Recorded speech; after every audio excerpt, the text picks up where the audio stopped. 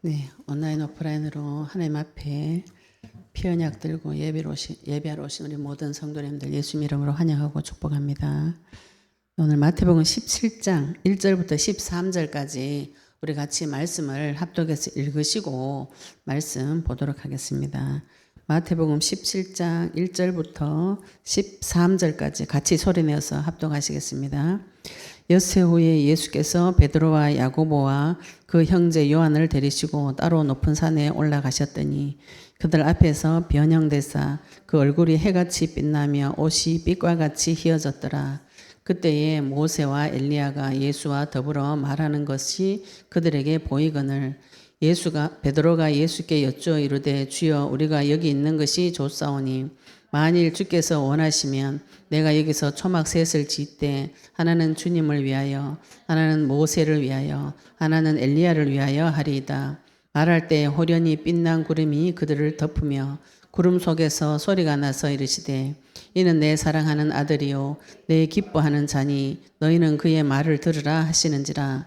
제자들이 듣고 엎드려 심히 두려워하니 예수께서 나와 그들에게 손을 대시며 이르시되 일어나라 두려워하지 말라 하시니 제자들이 눈을 들고 보매 오직 예수 외에는 아무도 보이지 아니하더라. 그들이 산에서 내려올 때에 예수께서 명하여 이르시되 인자가 죽은 자 가운데서 살아나기 전에는 본 것을 아무에게도 이르지 말라 하시니 제자들이 물어 이르되 그러면 어찌하여 서기관들이 엘리야가 먼저 와야 하리라 하나이까. 예수께서 대답하여 이르시되 엘리야가 과연 먼저 와서 모든 일을 회복하리라. 내가 너희에게 말하노니 엘리야가 이미 왔으되 사람들이 알지 못하고 임으로 대우하였도다. 인자도 이와 같이 그들에게 고난을 받으리라 하시니 그제야 제자들이 예수께서 말씀하신 것이 세례 요한인 줄을 깨달으니라. 아멘. 네, 저희들이 지금 이 현실 세계에서 하나님 앞에 언약을 받고 언약을 잡고 전 세계에 8천만 명 제자 세워서 예수님 다시 오시는 그 길을 준비하겠다. 이 꿈을 꾸고 하나님께서 소망을 가지고 도전할 수 있도록 우리를 불러주셨습니다. 이 길이 어떤 길인가? 우리가 하나님 앞에 갈 때, 그죠? 우리가 예를 들어서 직장을 다니고 사업체를 하나 한다. 힘들까요? 안 힘들까요? 힘들죠, 그죠? 우리가 직장 가서 일할 때도 굉장히 힘이 듭니다. 하루 8시간은 최소 직장은, 그죠? 하루 8시간은 자기 시간과 몸과 모든 노력을 다 드려야 됩니다. 다 드려야 되는데, 우리가 유독 이제 교회 와가지고 뭐 하면은 자꾸 공짜로 이렇게, 물론 하나님이 우리에게도 이제 서로 있는 자 없는 자 합해서 저희들은 제5차 제자훈련 세미나 때는 있는 자 없는 자 돈을 다 합해가지고 하나님 앞에 없는 사람도 은혜 받고 있는 사람도 좀 더 내어서 도와줘서 은혜 받도록 하는 길은 있는데 주의 일을 하거나 교회에 오거나 교회에서 와서 하는 행사는 돈 내면 되게 억울해 하더라고요. 심지어는 저희들 이제 치유 세미나 때 어떤 분이 헌신해 경제가 없다고 그래서 그러면 제자 훈련 세미나 때 오셔서 은혜를 받으시면 되고 그때는 저희들이 제자 훈련 세미나 때 오시면 교재하고 이거 저희들 쓴 책자, 기도 책자를 다 무료로 드렸어요. 지금도 기도 책자는 무료로 다 드립니다. 그래서 이제 은혜를 받으시고 치유 세미나도 오시고 이제 광고를 내니까 유료라고 올리니까 돈이 없다고 이제 카톡이 왔더라고요. 그래서 돈이 없으시면은 와서 그냥 좀 주방 헌신을 좀 해주시고 그냥 좀 들으시라고 이렇게 했더니 저한테는 고맙다고 하셨는데 그분 좀 이렇게 잡혀 있는 생각이 있으니까 다른 분한테 가가지고는 억울하다고 자기가 돈이 없어가지고 일을 해 억울하다고 이렇게 얘기했다는 거예요. 그래서 사람 이럴 수가 있구나, 그죠? 근데 그 이제 물론 사단에게 잡혀서 굉장히 이제 원래 좀 억울한 생각이 많이 드는 분이에요. 근데 이제 우리 그 억울하다는 기본 베이스 생각은 뭐냐면은 교회에 오면은 모든 것을 공짜로 받아야 된다. 뭐 이런 게 자기도 모르게 많이 들어와 있어요. 그래가지고는 교회 올 때는 자기 집에서 쓰던 거를 갖고 옵니다. 집에서 쓰다가 못 쓰는 거 있죠, 그죠? 버릴 만한 거를 교회 갖다 줘요. 근데 이상하게 저는 제사 지낸 집에서 오래 살았기 때문에 제사 지낼 때는 제일 좋은 걸 드립니다. 과일도 제일 좋은 거, 고기도 제일 좋은 거, 상도 좋은 거. 돈 있으니까 뭐 2층, 3층 이래 차려가지고 제사를 드리더라고요. 돈이 없으니까 단층을 놓고 하는데, 우리 큰오빠는 돈 생기니까 상을 있다면 높은 거 사가지고 자기 허리 아프다고 못 구부린다고 이제 상 아예 높은 거 사가지고 제사를 드리더라고요. 그게 사람이 그 이상하게 들어온 생각이죠, 그죠?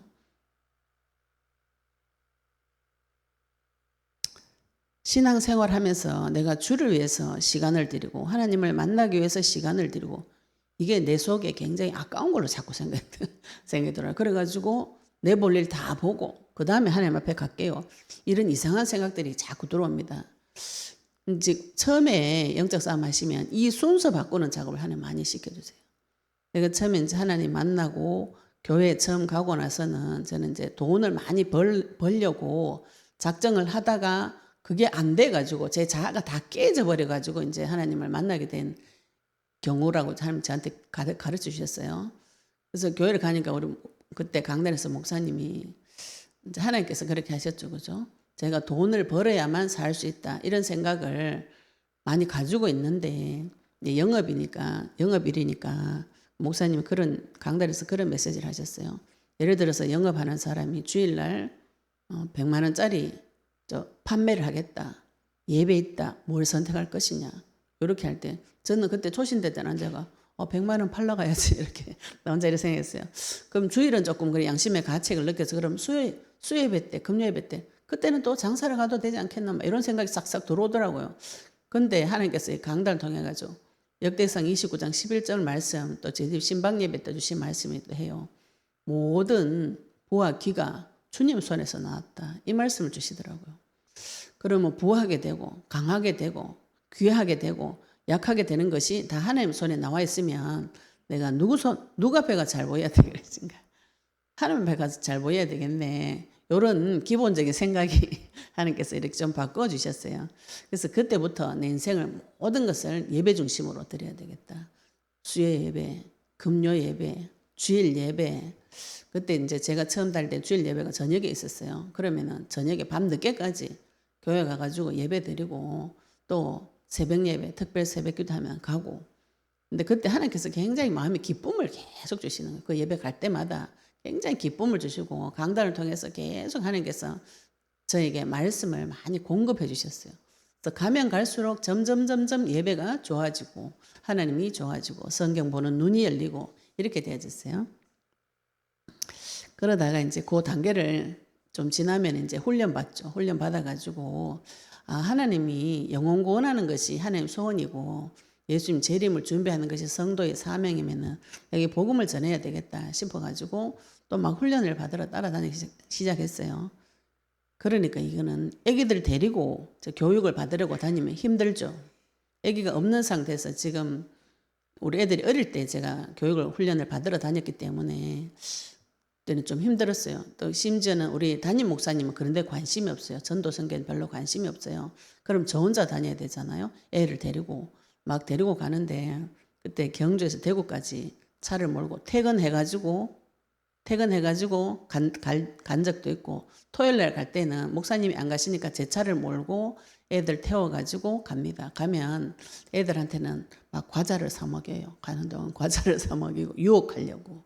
또 그 교회 옆에 시장에 데려가 반드시 예배 끝나고 나서는 애들은 자기 기쁨이 있어야 되잖아요. 그럼 교회 근처 시장 데려가서 맛있는 거 또 사 먹이고 이렇게 데리고 와요.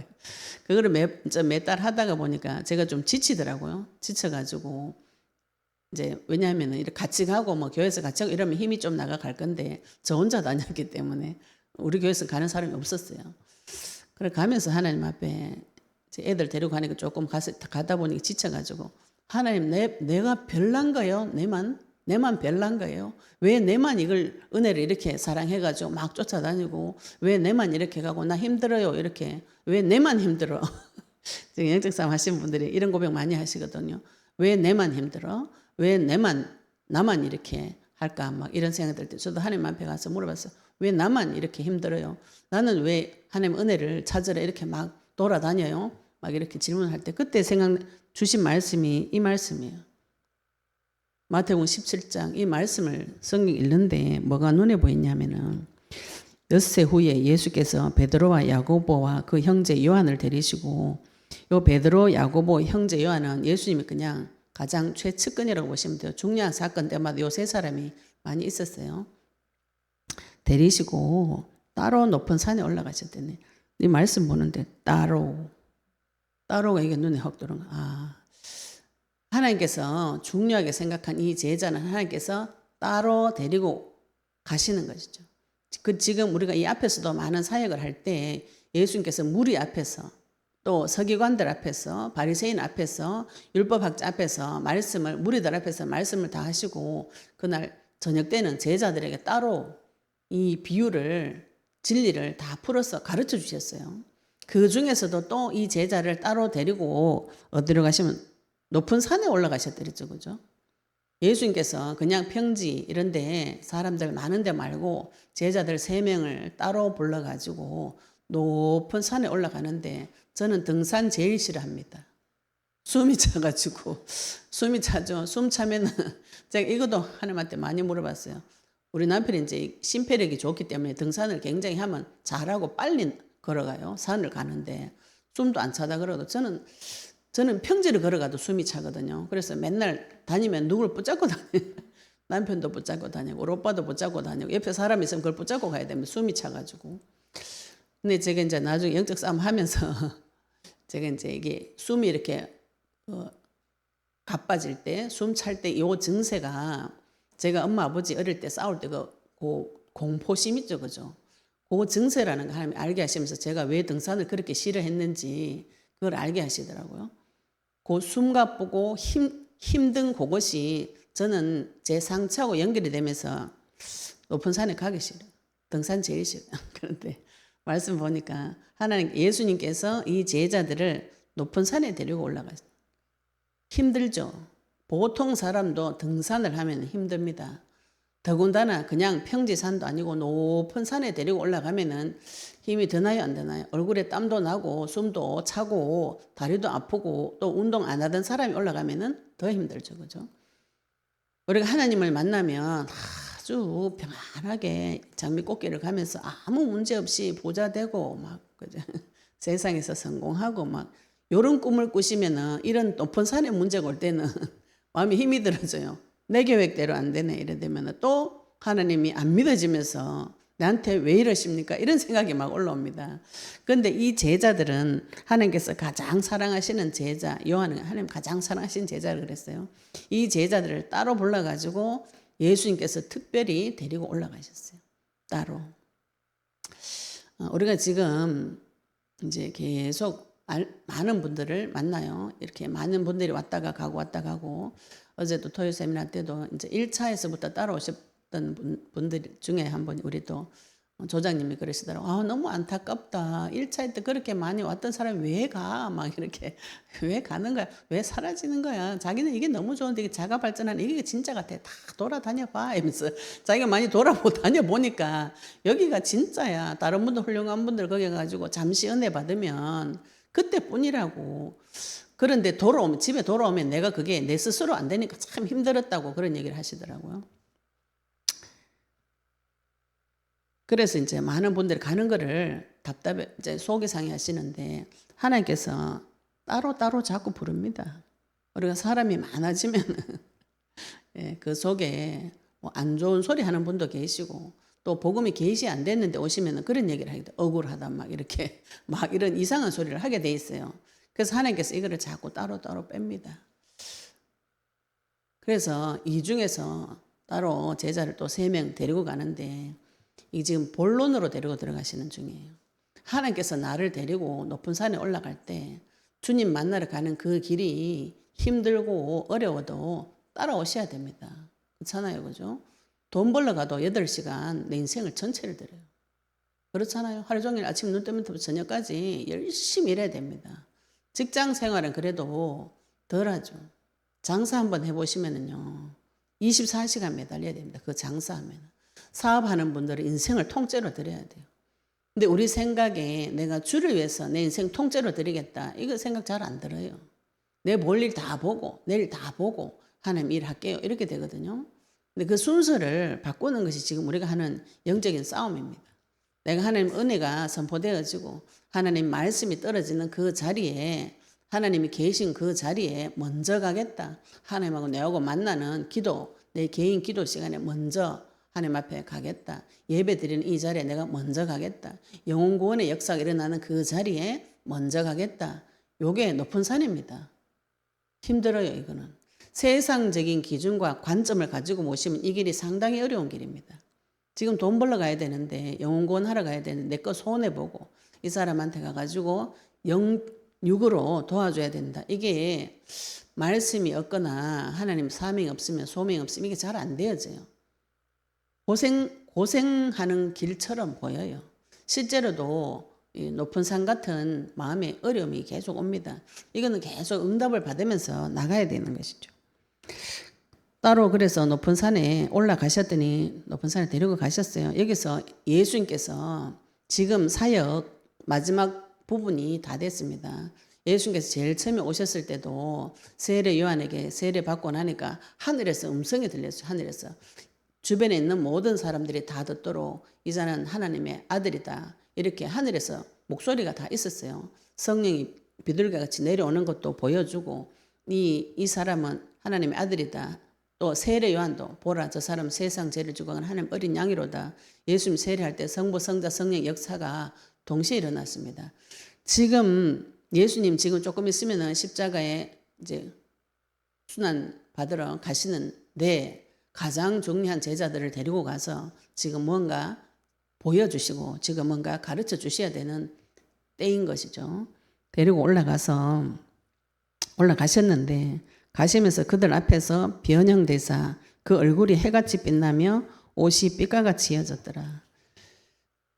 예수님을 고린도전서 15장에 보시면은 첫 번째 사람은 첫사람 아담 이렇게 말씀하시고 예수님을 마지막 아담 이렇게 표현하시죠. 살려주는 영. 이걸 확인을 한번 해보겠습니다.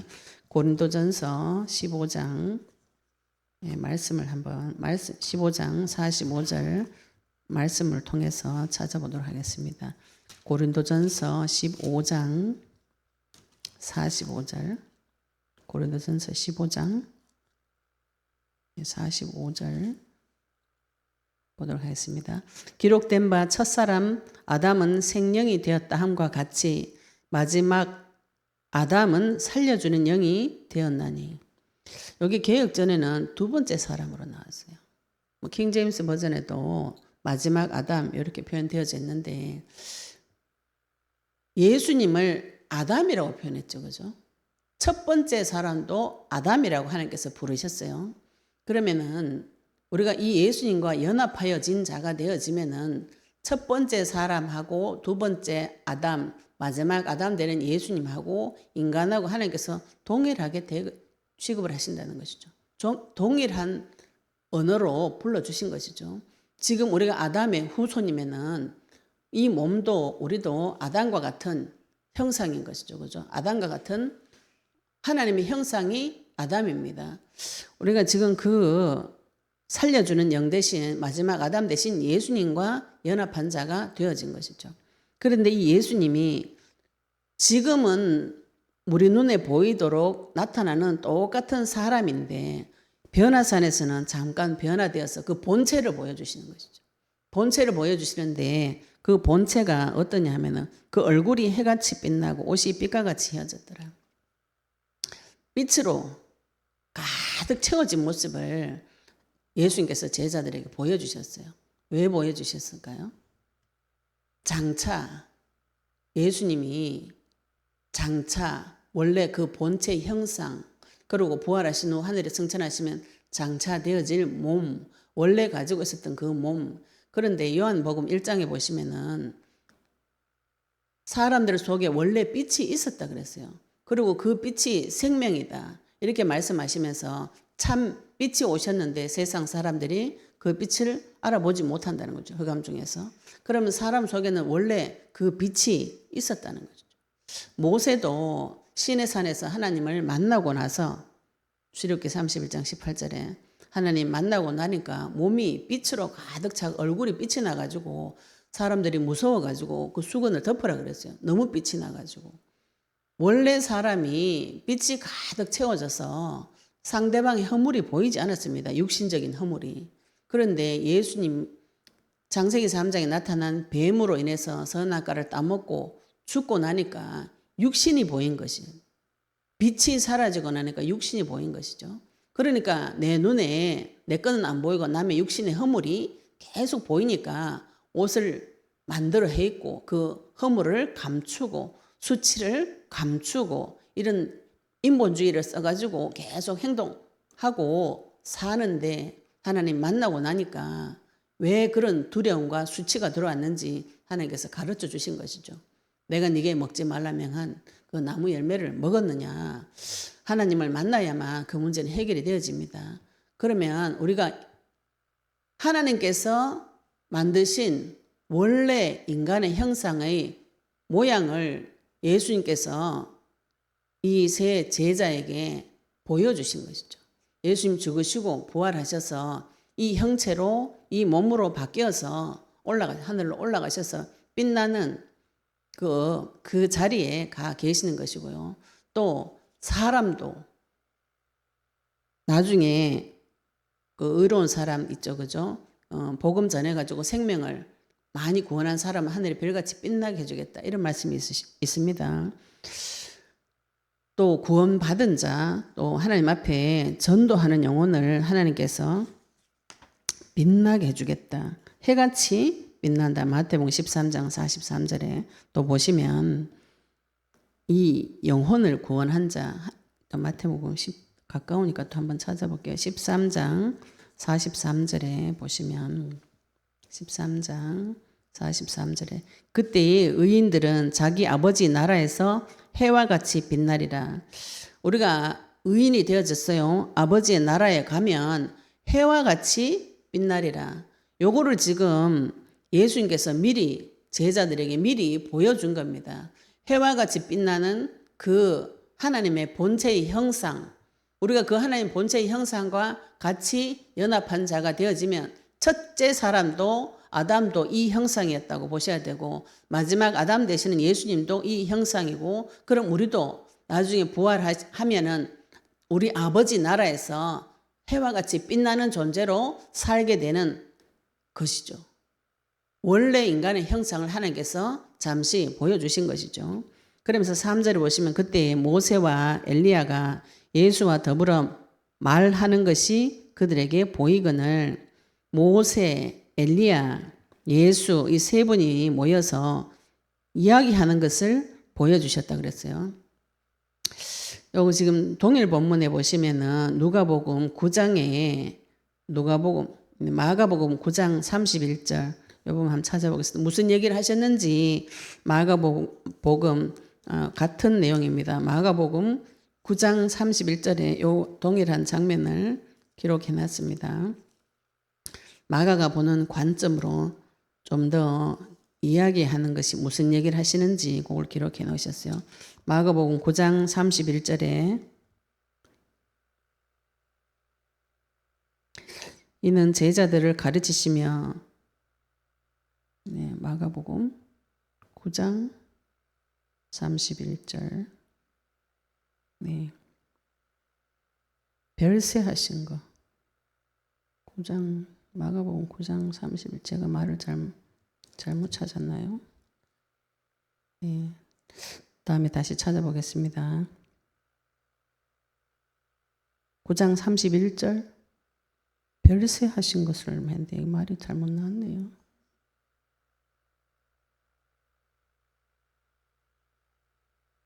아니 이 말씀이 아니고 누가복음 9장 31절이구나. 별세에 대해서 엘리야와 모세와 예수님 세 분이서 말씀을 나누는데 누가복음 9장 31절인가요? 네. 누가복음 9장 31절에 찾아보겠습니다. 누가복음 9장 31절에 영광 중에 나타나서 장차 예수께서 예루살렘에서 별세하실 것을 말할세 이렇게 했죠. 모세와 엘리야 예수님 세 분이 영광 중에 나타나서 예수께서 예루살렘에서 별세할 거다 이런 내용으로 세 분이 이야기하는 것을 이 세 제자들이 본 거예요. 그리고 이 별세라는 뜻이 헬라어로 엑소더스 출애굽이라는 뜻이라 그래요. 그러면 이걸 구원 자체를 말하는 것이죠. 그죠? 근데 모세가 우리가 알기로는 모세는 율법의 대명사입니다. 하나님께서 모세를 통해서 율법을 주셨고요. 엘리야는 어떤 분이냐 하면은 죽지 않고 승천한 분이에요. 시체가 없어요. 엘리야는 하나님께서 죽지 않고 하나님 나라로 데리고 가셨습니다. 그러면은 모세는 율법의 상징이면 율법의 상징은 죽음이에요. 율법의 요구는 죽음입니다.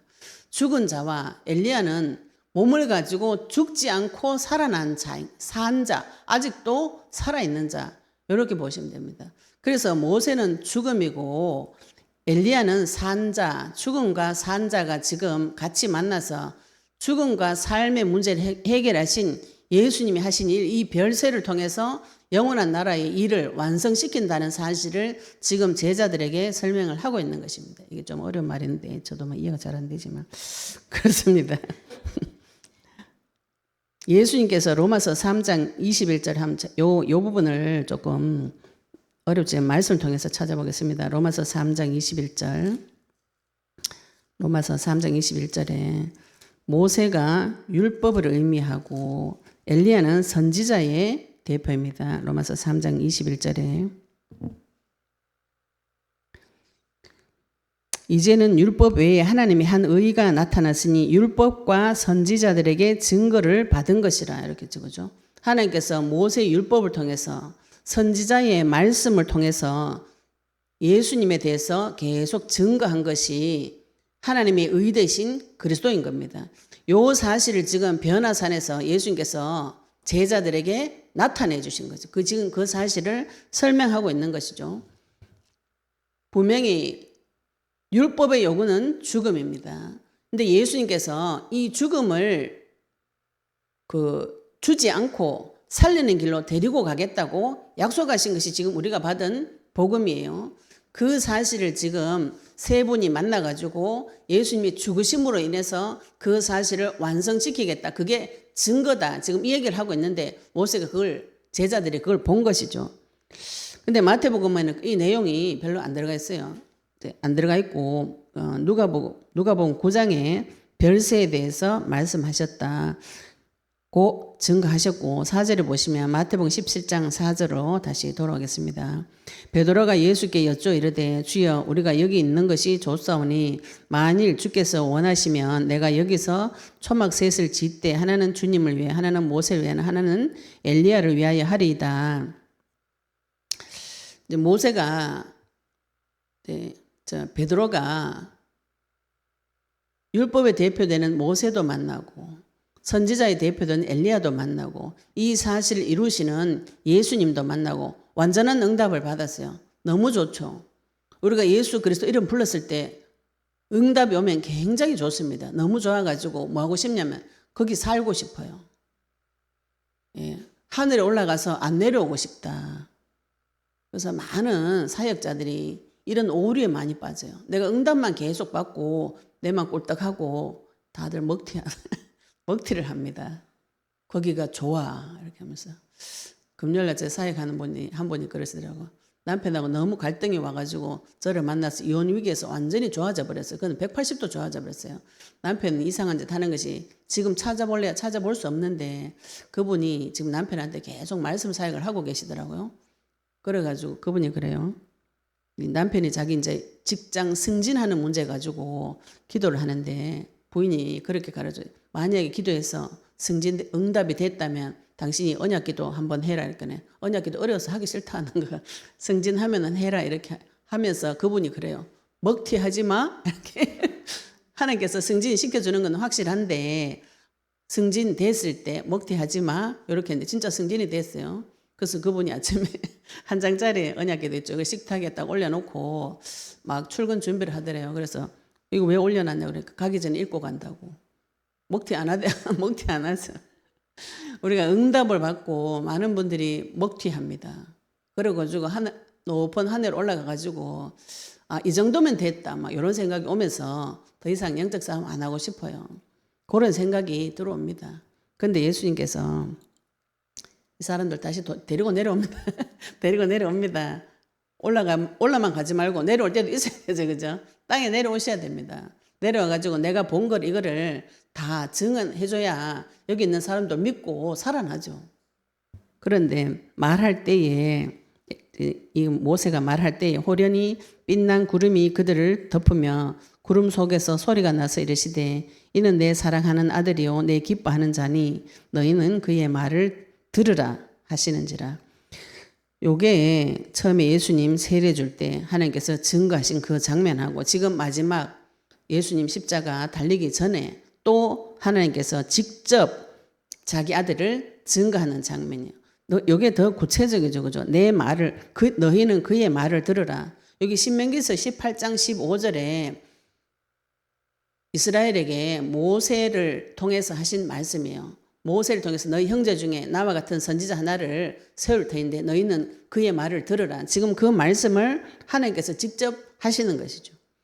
우리가 하나님의 말씀을 가지고 말씀으로 해석이 되어지는 것이 굉장히 좋은 안전한 해석입니다.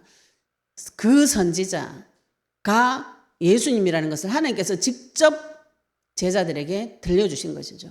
우리가 믿는 그 선지자가 예수님이 바로 그 선지자라는 것을 지금 제자들에게 하나님께서 직접 증언해 주신 것입니다. 그러니까 제자들이 듣고 엎드려 심히 두려워하니 하나님 만나면 두렵죠. 죄가 확 드러나기 때문에 두려워하니까 예수께서 나와서 그들에게 손을 대시며 이르시되 일어나라 두려워하지 말라. 이 두려움은 예수님 만나야만 해결이 되어집니다. 만나도 죽지 않는 하나님 예수님을 만나야만 성부 하나님과 만날 수가 있어요. 예수님께서 손을 대서 두려움을 해결해 주시고 나니까 8절에 제자들이 눈을 들고 보매 오직 예수 외에는 아무도 보이지 아니하더라. 우리가 율법에도 가고 선지자의 말씀을 받는데 내 마음속에 마지막에 남는 것은 오직 예수님이 남아야 됩니다. 마태복음 13장 51절에도 우리가 옛 것과 새 것을 마음대로 쓸 수 있는 집주인과 같이 되었다 그랬어요. 예수님께서 율법을 완성을 시키셨고 마태복음 5장 17절에 율법의 요구를 다 이루셨고 그러면은 예수님께서 이 율법의 요구 죽음의 대가를 다 치러 주시고 그분이 내 안에 들어와 있기 때문에 내가 율법에 대한 저주를 받지 않아요. 대신 주셨기 때문에 선지자의 말씀이 지금 나한테 와가지고 말씀으로 나를 계속 인도해 주고 계시는 중인 것이죠. 우리가 그것을 마음껏 쓸 수 있는 자가 되었어요. 율법을 어겨도 죄를 받지 않는 것은 예수님이 그 죄의 대가를 받아주셨기 때문이에요. 그럼 죄 마음대로 지어야 되나? 그 소리가 아니죠. 그죠? 죄하고는 영적인 싸움을, 죄하고는 피 흘리기까지 싸우셔야 되는데 그 자기 힘으로 못 싸웁니다. 내 죄를 내 힘으로 싸우겠다. 이게 굉장히 어리석은 생각이면서 교만한 생각이면서 마귀한테 당한 생각이에요. 나의 죄는 예수님께서 해결해 주시고 그 피를 볼 때 성령의 능력으로 하나님의 능력으로 죄를 이길 수 있는 힘이 지금 나에게 와 있는 것이에요. 주님의 능력으로 죄를 이기고 죄 뒤에 있는 사탄도 예수 그리스도 이름으로 밟아야 되는 것이지 내가 그 율법대로 살 수 있는 존재가 아닙니다. 그래서 내 속에 남아야 될 것은 오직 예수님만 남아야 이 율법과 은혜 가운데 자유롭게 살 수 있는 자유인이 되어진 것입니다. 그 다음에 예수님밖에 안 남는 예수님만이 내 인생의 가장 귀중한 자가 되어진 자는 어떻게 해요? 산에서 내려와야 됩니다. 자꾸 높은 데 올라가가지고 내만 고상하게 할렐루야 이러고 돌아다니면 곤란해요. 내가 받은 은혜, 받은 말씀 들고 먹튀하지 말고 세상 사람들에게 전해주셔야 됩니다. 산에서 높은 산에 가가지고 크고 은밀한 일을 바라봤다면 내려오셔서 그 비밀을 지금 전달해 주셔야 되죠. 우리가 이제 불교적인 사상 우상이 있기 때문에 많은 분들이 좀 죄는 지으면 안 된다. 더러운데 아예 가지도 마라. 그래가지고 막 술도 먹지 말고 담배도 먹지 말고 텔레비도 보지 말고 유튜브도 다 끊고 막 유튜브 통해가 흥행분이 그런 얘기를 하더라고. 유튜브 끊어라. 뭐 오해되는 줄 말고. 그 일에 자유로워져야 되죠. 그죠? 내가 죄를 짓든 안 짓든 자유를 가지고 나에게 주신 이 그리스도 이름 가지고 싸우셔야 되는데 맨날 해야 된다, 안 해야 된다. 막 여기 시달리고 있으면은 증거할 수 없어요. 불교적인 배경이 있으면 그런 생각이 자꾸 들어옵니다. 그 영적 싸움 하셔서 언약의 말씀을 깨닫고 오직 나에게 오직 예수님이 새겨졌다면 산에서 내려오셔야 되죠. 내려오셔가지고 복음을 전하셔야 됩니다. 내려올 때 예수께서 명하여 이르시되 이제 또 제자들한테 이거 가르쳐 줍니다. 왜 이런 장면을 보여줬는지. 인자가 죽은 자 가운데서 살아나기 전에는 본 것을 아무에게도 이르지 말라 이렇게 말씀하셨는데 인자가 죽은 자 가운데서 살아나기 전에 지금 예수님께서 제자들에게 뭔가를 보여주셨는데 죽은 자 가운데서 살아나기 전에는 이걸 이야기하지 마라. 그럼 예수님이 앞으로 장차 죽었다가 살아난다. 이걸 지금 가르쳐 주신 것이죠. 그죠? 우리가 보통 제자들이 예수님 죽었을 때 왜 다 도망갔어요? 죽은 사람이 살아난 걸 본 적이 한 번도 없어요. 근데 예수님이 지금 계속 내가 죽었다가 살아날 거다 이 얘기를 하는데 믿어집니까? 안 믿어집니까? 안 믿어지는 것이에요. 안 믿어지니까 예수님이 살아났을 때 그 형상, 원래 그 형상, 죽고 난 뒤에 죽으시고 부활하신 후에 받으실 영광을 직접 제자들한테 보여준 것이요. 그 제자들이 그 과정을 지나고 나니까 이게 그때 하나님께서 우리에게 이걸 설명해 주셨구나. 죽어도 살아나고 살아나서 영광스러운 자리에 가고 해같이 빛나고 눈같이 깨끗해지는 그 속으로 하나님께서 나를 데리고 들어가시는 거구나. 그래서 이 죽음이 나에게 실망이지 않고 절망이지 않고 죽음이 실제가 아니고 죽음을 이기셔서 진짜 좋은 세계가 있다는 것을 미리 말씀을 통해서 설명하신 것이죠.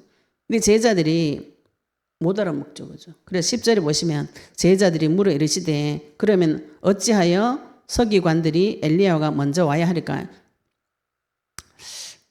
이렇게 말씀하시는데 또 누가복음 9장 10절에는 예수님한테 물어봅니다. 죽은 자 가운데 살아나야 되는 것이 무엇입니까?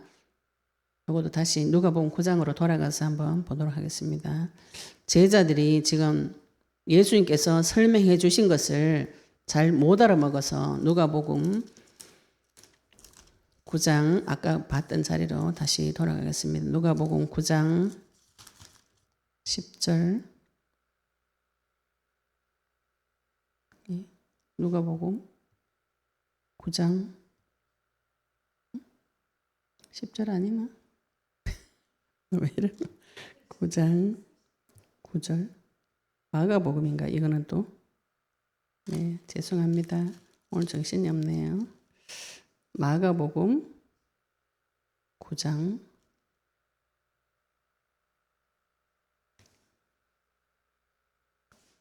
네, 마가복음 9장 10절에 인자가 마가복음 9장 9절에 그들이 산에서 내려올 때 예수께서 경고하시되 인자가 죽은 자 가운데서 살아날 때까지는 본 것을 아무에게도 이르지 말라 하시니 그들이 이 말씀을 마음에 두며 이랬죠. 그죠?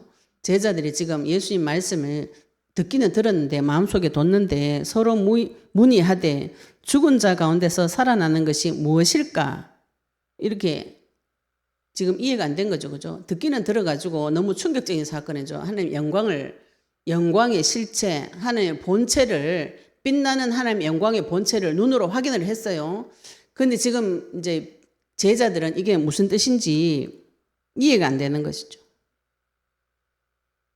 그리고 다른 성경 보시면은 베드로가 초막셋을 지어서 여기서 같이 삽시다 이렇게 해놓고 자기가 무슨 말 하는지 모른다고 이렇게 한 성경이 있어요. 동일한 본문에 자기가 무슨 말 하는지도 모르고 이런 말을 했다 이렇게 해요. 예수님께서 계속 제자들에게 성령 받기 전에 예수님께서는 미리 예언을 다 해주셨는데 제자들이 말귀를 잘 못 알아먹습니다. 죽은 자 가운데서 다시 살아나는 것이 무엇일까? 지금 미리 예언해줘도 우리가 그 사실을 잘 안 믿어요. 하나님 분명히 내에게 모든 문제 해결했다고 말해준 이게 잘 안 믿어집니다.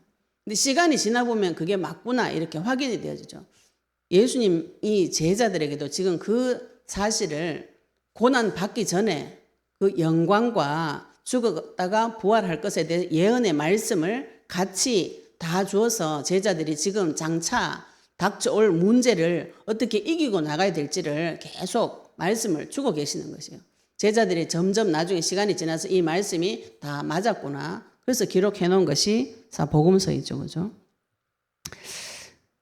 그러면서 예수님께서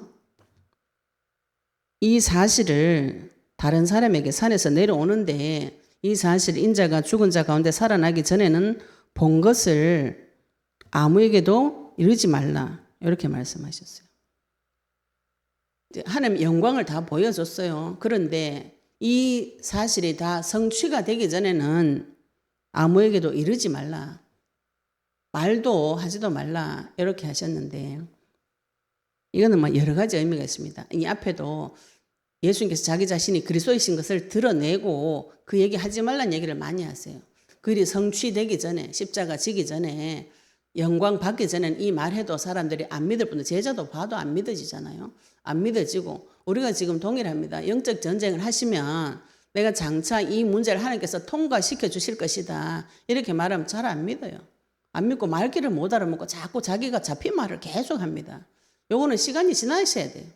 언약 붙잡고 그리스도를 체험해가지고 완전히 넘어가셔야 완전히 부활하는 것까지 보셔야 내 문제가 죽었다가 내 문제가 살아나는 것을 내가 회복되어지는 것까지 보셔야 믿음이 옵니다. 이게 믿기 전에 아무리 이야기해줘도 제가 이 설명하느라고 계속 똑같은 얘기를 계속해도 접수가 안 돼요. 사람이 복음을 아무리 말해줘도 내가 접수가 안 되면 똑같은 얘기 계속해도 못 알아먹습니다.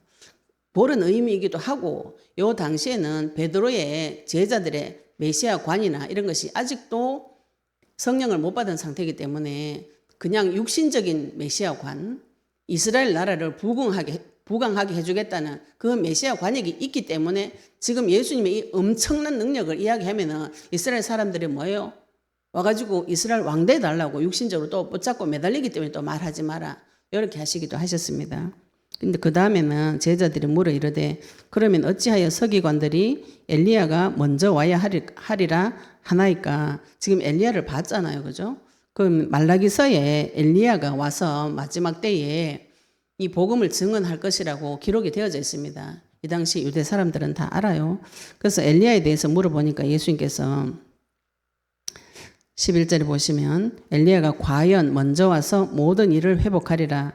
내가 너희에게 말하노니 엘리야가 이미 왔으되 사람들이 알지 못하고 임의로 대여하였도다. 인자가 또 이와 같이 그들에게 고난을 받으리라. 이 엘리야는 나중에 13절에 보시면 그제서야 제자들이 예수께서 말씀하신 것이 세례 요한인 줄을 깨달으니라. 세례 요한이 와가지고 제일 처음에 예수님보다 먼저 회개하라, 천국이 가까이 온다. 이 말씀을 먼저 선포하셨어요. 그리고 예수님의 다시 오실 길을 준비할 자다. 본인이 선포를 다 하셨는데 모르고 세례 요한을 죽였죠. 그죠? 세례 요한이 죽는 것처럼 나도 고난을 받고 죽을 것이다. 지금 이 얘기를 제자들에게 또 가르쳐 주신 것이죠.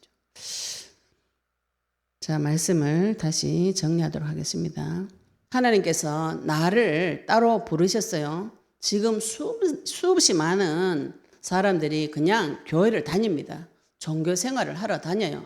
그 중에서 하나님께서 나를 그리스도의 말씀을 듣게 하셨고 그 중에서 또 나를 따로 부르셔가지고 예수 그리스도 이름에 완전한 모양을 보여주시는 대로 높은 산에 데리고 가서 올라가서 보여주십니다.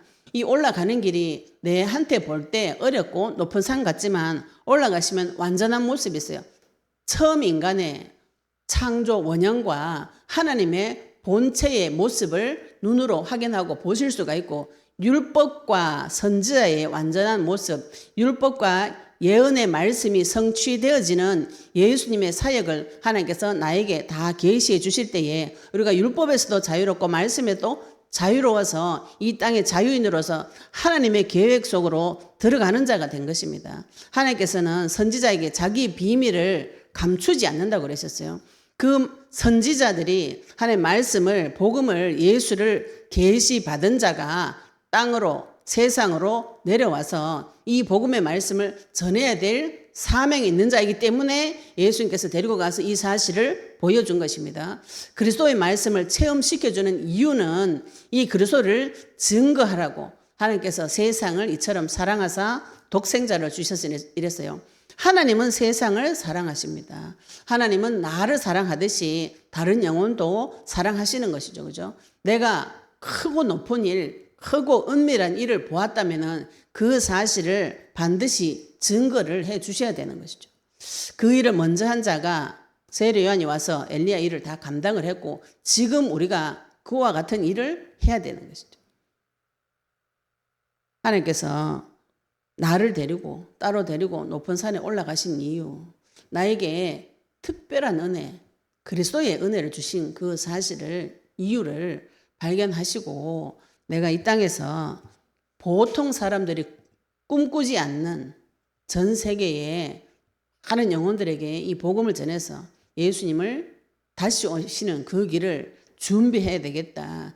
이 꿈을 꾸는 자, 하나님과 그리스도와 연합하여진 자이고 이 자에게 하나님께서 주님의 본체, 완전하신 그리스도를 보여주시는 것입니다. 또 하나님과 예수님과 언약 붙잡으시고 주님의 완전한 세계를 보시고 땅 끝까지 증인 되시기를 예수 그리스도 이름으로 축복합니다. 우리 오늘 받은 말씀 가지고 같이 동성으로 기도드리도록 하겠습니다. 하나님, 나에게도 복음을 계시해 주시고 내가 주님 따라가는 그 길이 나한테 어렵고 힘들고 높은 산 같지만 그 속에 완전하신 주 예수 그리스도, 영원하신 주 예수 그리스도, 해처럼 빛나는 하나님, 또 완전한 율법과 선지자 그리스도를 통해서 완전하신 그리스도를 체험할 수 있도록 기도하시고요. 또 받은 말씀 가지고 엘리야처럼 세례 요한처럼 이 땅에 와서 주님의 길을 다시 오시는 그 길을 준비하는 자 되도록 우리 같이 동성으로 받은 말씀 가지고 기도드리도록 하겠습니다. 하나님 아버지 은혜 감사합니다. 우리에게 그리스도의 말씀 주시니 감사합니다. 만왕의 왕 되시고 만주의 주 되시는 아버지 하나님, 우리 인생의 고난과 고통과 수고 가운데서 주 예수 그리스도 언약의 말씀 주심을 감사합니다. 만왕의 왕 되시고 만주의 주 되시는 아버지 하나님, 하나님을 만났을 때 아버지 하나님 예수님을 따라서 높은 산에 올라가서 주님을 만났을 때 그 앞에서 변형되시고 하나님 본체를 우리에게 보여주시니 아버지 감사합니다. 그 얼굴이 해같이 빛나며 옷이 빛과같이 휘어지며 모세와 엘리야 율법과 선지자의 말씀을 통해서 예수님이 그 사실을 완성시키는 오직 주 예수 그리스도 되는 그 비밀에서 주님을 인도하여 주시옵시며 내 속에 아버지 모든 두려움들이 주 예수님 앞에 무너지게 해주시옵시며 아버지 이 예수님께서 하나님께서 사랑하시는 그 선지자이심을 발견하고 체험하고 누려서 이 땅에서 새 산에서 내려와서 세례 요한처럼 엘리야처럼 예수님 다시 오시는 그 길을 준비할 수 있도록 주님 축복하여 주시옵소서. 아버지는 감사드리며 예수 그리스도 이름으로 기도드렸습니다. 아멘.